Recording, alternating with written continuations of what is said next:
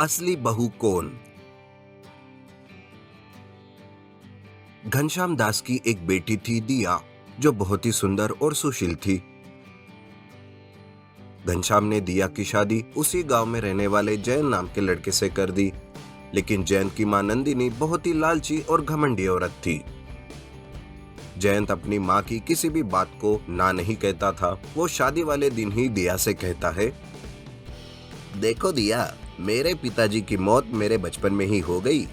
तब से माँ ने मुझे बहुत ही लाड़ प्यार से पाला है, इसलिए मैं नहीं चाहता कि तुम्हारी वजह से माँ को कोई भी परेशानी हो। माँ का तुम्हें अच्छे से ख्याल रखना है। अगले दिन सब नाश्ता करने बैठे थे। नंदिनी रोटी को अपने मुंह में लेकर, ये कैसी रोटी बनाई है तूने? कितनी बकवास है। तेरे मायके वालों ने तुझे कुछ सिखाया नहीं है क्या? माँ जी, रोटी तो नरम ही है ना। लाइए, मैं आपके लिए दूसरी रोटी बनाती हूँ। तेरे कहने का क्या मतलब है? कि तू मुझे झूठ बोल रही है? नहीं नहीं माँ जी। कि इतने में वही बैठा जयंत झट से उठकर दिया को खींचकर तमाचा मारता है। मैंने तुमसे पहले ही कहा था कि मेरी माँ से ऊंची आवाज में बात मत करना। अगर दूसरी बार ये गलती हुई ना, तो मैं तुम्हारी जान ले लूंगा। बेचारी दिया बिना कुछ कहे चुपचाप वहां से चली जाती है। माँ बेटा दिया पर आए दिन कोई ना कोई जुल्म करते ही रहते थे। वो सब सह रही थी, पर किसी से कुछ नहीं कहती थी। एक दिन जयंत दिया को आवाज देता है, सुनो दिया, मेरे लिए थोड़ी चाय लाना। जी, अभी लाई। दिया चाय का कप लेकर आ रही थी कि उधर से नंदिनी गुजर रही थी। नंदिनी दिया से टकरा जाती है और चाय का कप नंदिनी के हाथों पर गिर जाता है। हे भगवान, इस कलमुही ने मुझे तो जला दिया।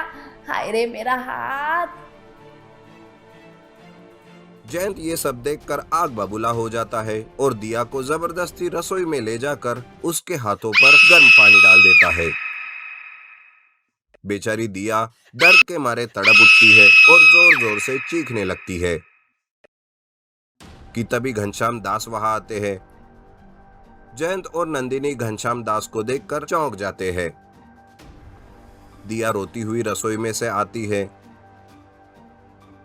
घनश्याम अपनी बेटी की हालत को देखकर तड़प उठते हैं। अरे बेटी, ये क्या हुआ? कैसे हुआ बेटी?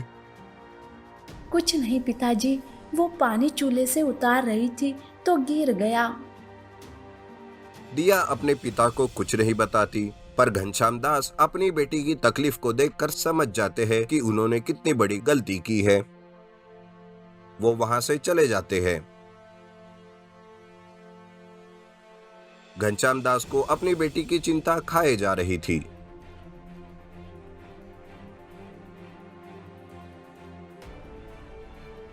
वो बीमार पड़ जाते हैं कि तभी उनके भाई की बेटी रिया, जो विदेश में रहती थी, वो उनसे मिलने आती है। रिया हूबहू दिया के जैसी दिखती थी। घनश्याम दास रिया को दिया के बारे में सब कुछ बता देते हैं। रिया दिया को फोन करके घर बुलाती है और वो खुद दिया बनकर दिया के ससुराल चली जाती है। वो नंदिनी और जयंत को छठी का दूध याद दिलाती है। घर का सारा काम नंदिनी से करवाती थी। वो उसे एक पल के लिए भी सांस नहीं लेने देती।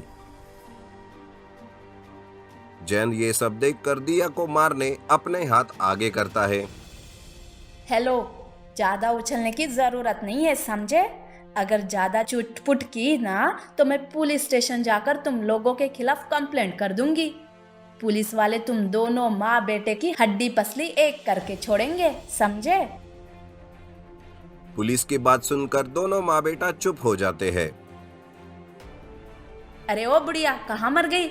जल्दी से मेरे लिए गर्मा गर्म कॉफी ले आ। नंदिनी हड़बड़ाहट में कॉफी लेकर आ रही थी कि कॉफी का कप छूटकर गिर जाता है और उसका हाथ जल जाता है। वो रोने लगती है।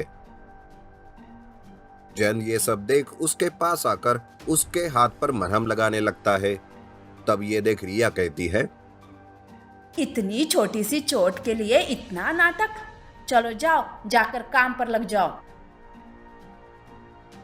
ये कहकर रिया वहां से चली जाती है।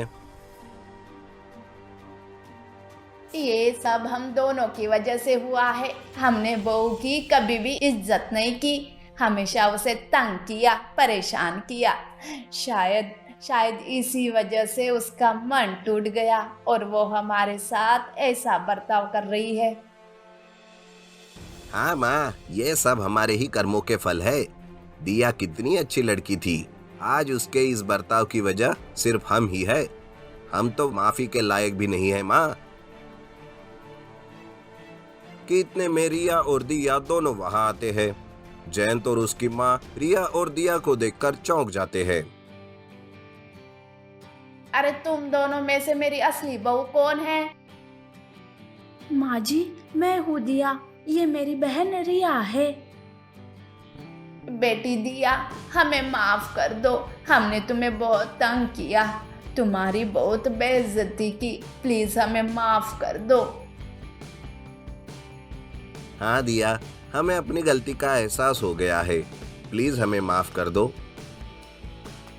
उस दिन से नंदिनी और जयंत दिया के साथ अच्छा बर्ताव करने लगे और सब खुशी खुशी से जीवन गुजारने लगे।